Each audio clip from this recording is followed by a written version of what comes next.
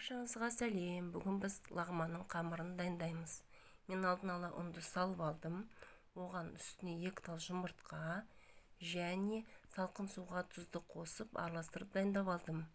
Суымызды қоса отырып, қамырымызды қаттығып илеп аламыз.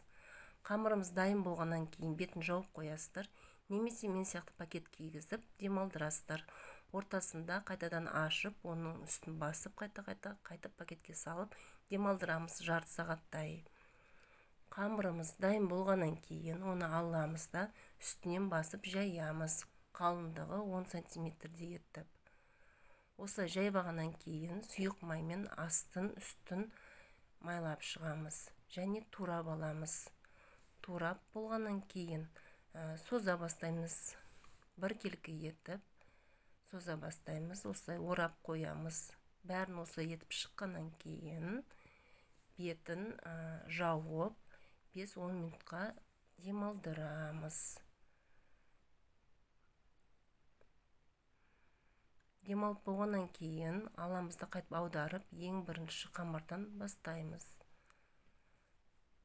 Қамырымызды біркелкі етіп созамыз. Бір жері қалың, бір жері жұқайқа болмау керек, бірдей болу керек. Осылай мен алдын ала осылай 5-6 қамырымды осылай созамын, орташа етіп. Сөйтіп қоямын. Бетін жауып қоям пакетпен. Қамырымызды үзіп алмаймыз, бірдей етіп созамыз. Осылай дайындап аламын. Осылай дайындап болғаннан кейін үшінші рет уже соза бастаймын. Қамырымызды өте жұқа қылып созбаймыз. Орташа етіп созамыз. Осылай созғаннан кейін қолыммен жинап аламын. Жинап алғаннан кейін ары-бері жинап аламын да столымызға ұрып, 1-2 рет ұрап, кішкене созылады. Алдын ала суды газға қойып, мен қайнатамын.